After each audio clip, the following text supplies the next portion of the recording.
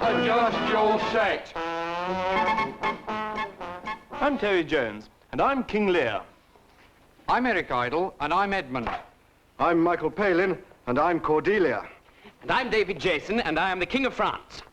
The Earl of Gloucester, Edgar, son to the Earl of Gloucester, an old man, a fool, a herald, 3 servants, 4 knights attending the king, and I'm not in this bit. Good, my liege. Peace, Kent. Come not between the dragon and his wrath. Then poor Cordelia, but yet not so, since I am sure my love's more ponderous than my tongue. Royal Lear. Call France, who stirs. Call Burgundy, Cornwall, and Albany. The barbarous Scythian, or he who makes his generation messes to gorge his appetite. But soft, I'm Denise Coffey. What are these strange demented shapes whirling before my leering eyes upon this silvered screen? Fair friends, I cannot face this foolish flannel. There must be something better on the other channel.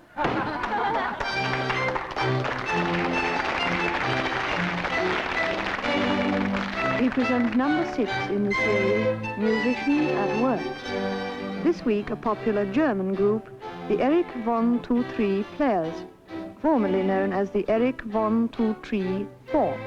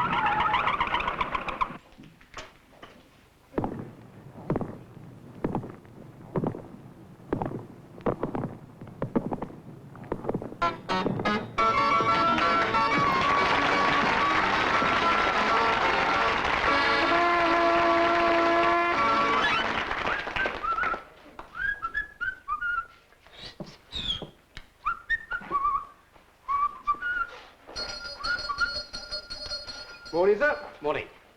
Could I have a dozen eggs, please? Yeah. 2 pounds of stewing steak, half a pound of tomatoes, 3 pounds of potatoes, a lettuce, a tin of peas, and a packet of cornflakes, please. Yes, sir, certainly, sir. Thank you. There we are. What's that? A tin of shoe polish. I didn't ask for a tin of shoe polish. Oh, sorry, sir. No, sorry, It's sir. quite all right. Well? Oh, a dozen eggs, 2 pounds of stewing steak, a half a pound of tomatoes, 3 pounds of potatoes, a lettuce, a tin of peas, and a packet of cornflakes, please. Make up your mind, sir. But I don't know. I don't want that. You Well, see, look, all right. Well, will you wait there so we'll serve this um, gentleman, please? oh, yeah. Just a moment. Hello, Mr. Jenkins, how are you? Hello. Could I have a tin of shoe polish, please? Yes, certainly. Morning. There we are. Dozen eggs, lettuce, tin of peas, and a packet of cornflakes. Oh, dear. Oh, never mind about the peas. Oh, There you are, thank Mr. Jenkins. Lovely. Could you put it on the bill? Yes, I will do indeed. Bye-bye. Cheerio. Now then, made up your mind? Yes. Could I have what that gentleman had, please? A tin of shoe polish. Yes. I'm sorry, sir, I sold the last one. So I'll tell you what I can give you. A dozen eggs, £2 of stewing steak, half a pound of tomatoes, £3 of potatoes, lettuce, a tin of peas, and a packet of cornflakes. Cornflakes. Oh, that would be all right. I'd just take that. Oh, there you are, sir. We've got hundreds of them.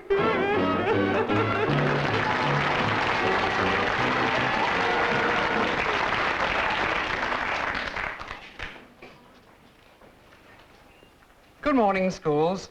Have you got the special scientific apparatus ready for our science lesson? It consists of a pencil. Today, we're going to learn about a weighty matter, gravity. So let's get right on with our experiment. Pick up the pencil in your right hand, though if you're left-handed or suffer some disability, one of the others will do just as well. You'll find it best to hold your pencil between the fingers. Hold it firmly, but there's no need to squeeze. And don't play with it.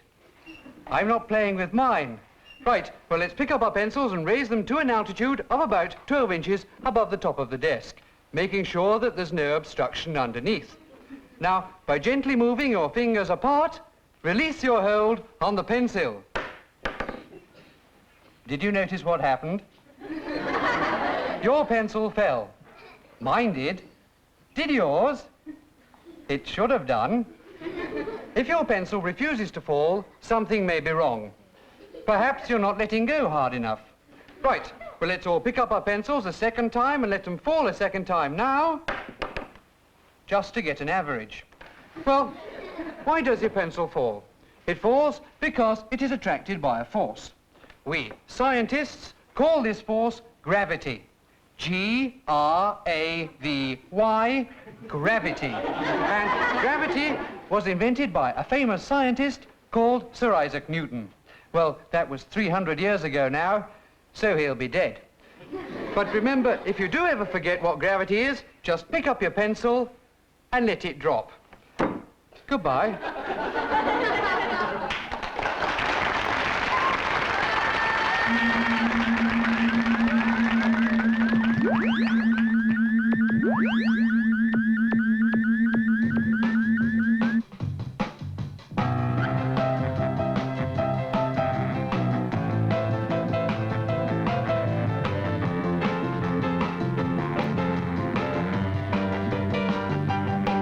I was working in the lab late one night when my eyes beheld an eerie sight, for my monster from the slab began to rise, and suddenly, to my surprise, he did the monster mash. It was a graveyard smash. It caught on in a flash.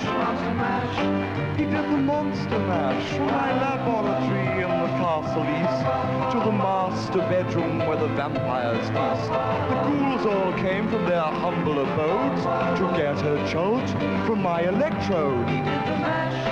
They did the monster mash. It was a graveyard smash. It caught on in a flash. It was the monster mash. The zombies were having fun. The party had just begun. The guests included Wolfman, Dracula, and his son. The scene was rocking, all were digging the sound. Igor on chains, backed by his baying hounds. The coffin crickers were about to arrive with their vocal group, the Brain Surgeon Hive.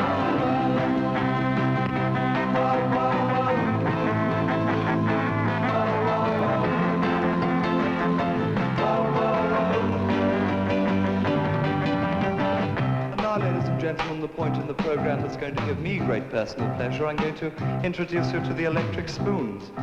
You'll notice that the Brainiac device is already in place, and the professor is introducing the special magneto bulb into the oral stricture, and yes, the maximum voltage is up, and in a few moments the countdown is going to begin. The special rubber gloves are inserted, and the spoons are in place. The professor's confident, he's dribbling, and the countdown begins now.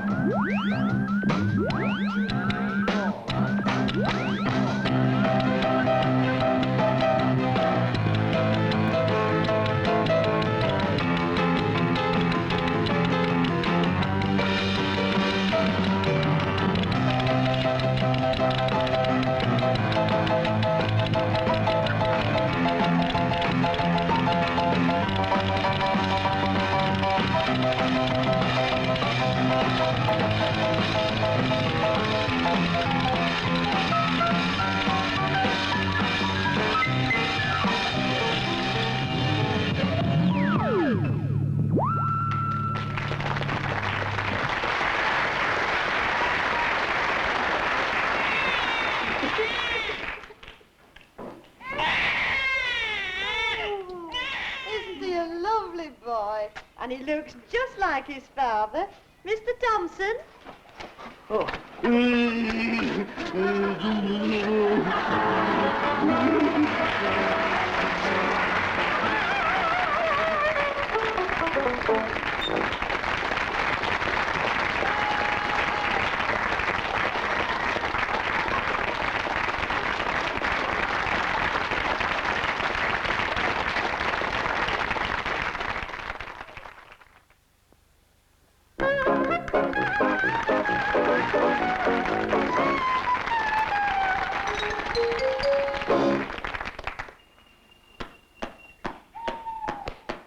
Oh, who goes there? Friend or foe? There!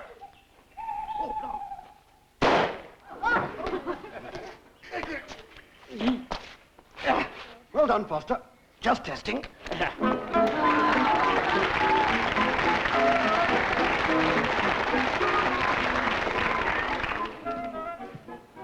Hello. Once a week for the next 14 years, I'm going to elaborate on well-known phrases or sayings in common parlance. Today's phrase is, sticks and stones may break my bones, but words can never hurt me. This... Oh!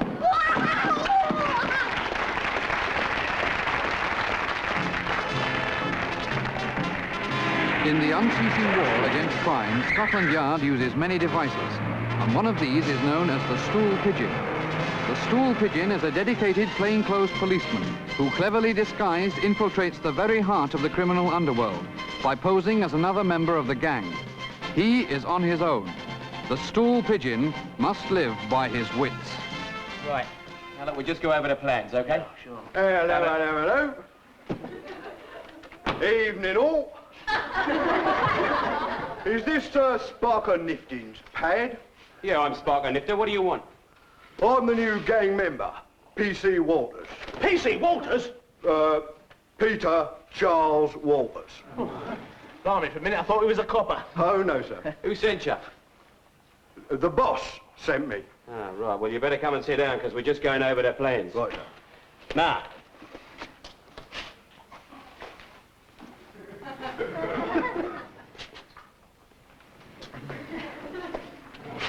Right.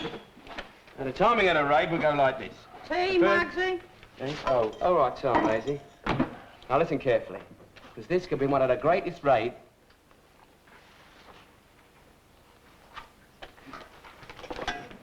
It's one of the greatest raids ever planned. Right? Now, look, we leave the garage in Duke Street at exactly 10 o'clock. Yeah. And the brown car, right? Yeah. Brown car. And the brown... Then... What are you doing? Oh, I'm sorry, sir. I just want the facts. Look, you don't write anything down. You keep it there in your head. In your E-double-D, your head. Yes, certainly. Get it? Yes. Right. It wasn't the mode of procedure I was taught at gang college. Now, look. You've got to be outside the bank before 10:15. Right now, then you, Vince, you'll take the van and you'll go and park it round this corner here. Right. Can't do that. Right up... Why not? Eh? Double yellow lines. No parking, even front loading, between the hours of 6:30 a.m. and 8:30 p.m.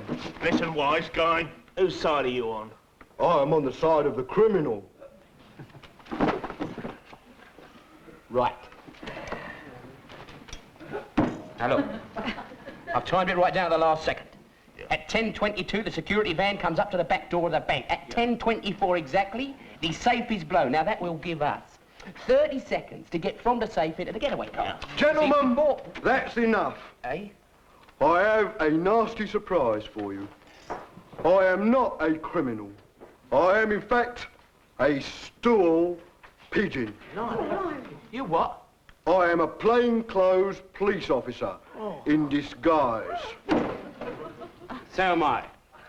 Superintendent Jackson, CID. Whoa.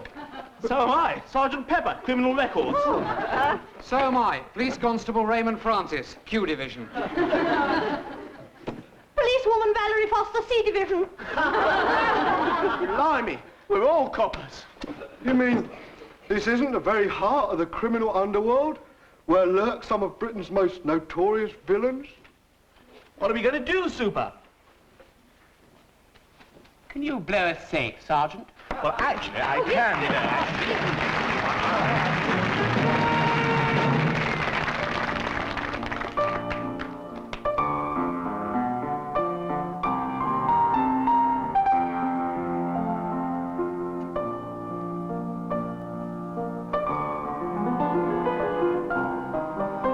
life's like that, isn't it? I mean, only the other day I was sauntering in the West End when suddenly I was set upon by hordes of fans and admirers who wanted to touch my clothes. Wildly I sought for sanctuary, and I found myself in the darkness of a cinema. Normally, of course, I wouldn't be in there, but that day I saw something rather special, something that really moved me. I want to share this experience with you. It was the sound of music.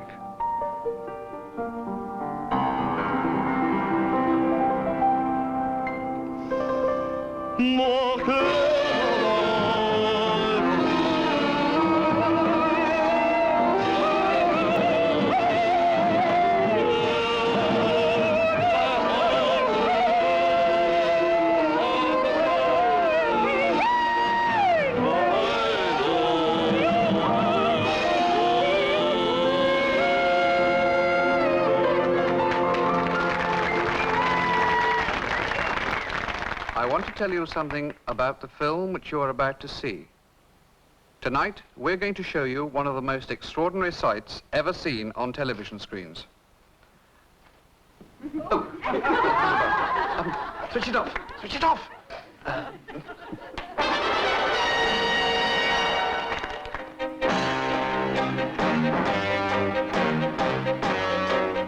This is Captain Fantastic speaking. As usual, I was having my lunch when...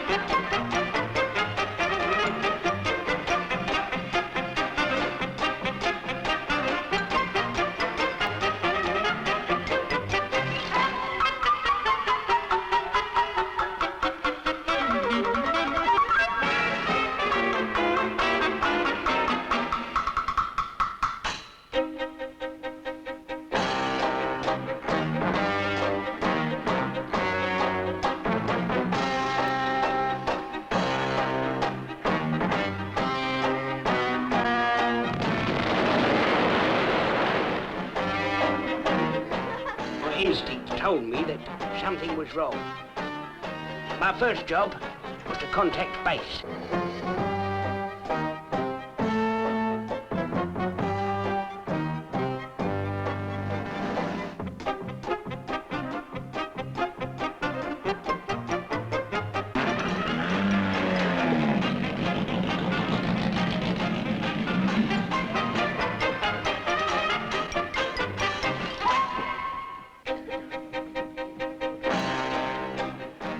At last, I found what I was looking for.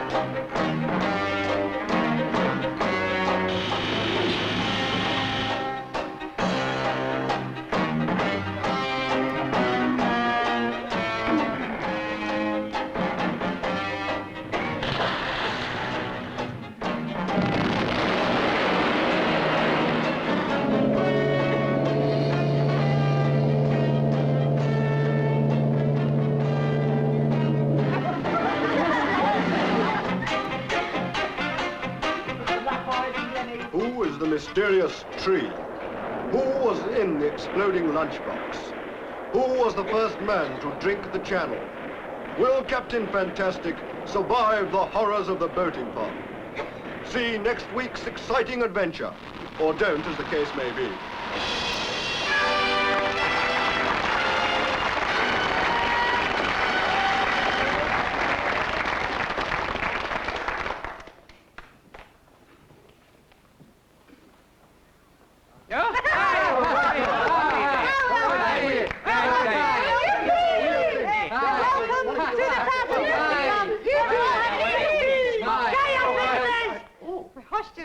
Lads. I would like to introduce you now to a very talented duo, the wee McGeordie Bandy. And here he is, the man himself, Robbie Band. Well, thank you very much. Well, we'd like to sing you a wee old Scottish croftish folk ballad, which is entitled Get Your Kilt on the Right Way Round, Johnny, or Will You Stop Your Tickling Jock? Right, okay. Oh, that's your wee news. Oh, wee McFarlane was a dolly from the west of here. You need keep Bray with Steely and with Teagley. Hey McFarlane, whack McFarlane, fold it all. Hey McFarlane, Lily's in the club, Everybody there was a stinking Linden tune. The wife's not thinking, the wife's not singing any old tune. You couldn't have beaten McFarlane. Hey McFarlane, whack McFarlane, fold it all. Hey McFarlane, Grand's gone trembling roll. Oh, McFarlane was the clown was free and through. He tickled his mother and he tickled his feather and he tickled his wee and coo. Hey McFarlane, whack McFarlane, fold it all. Hey McFarlane, Harlan's on the seal. Hey McFarlane, whack McFarlane, fold it all. Hey McFarlane, up your ass.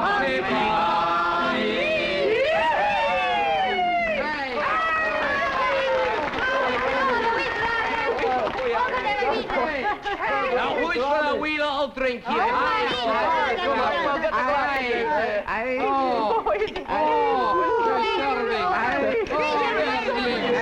Come on then, boy.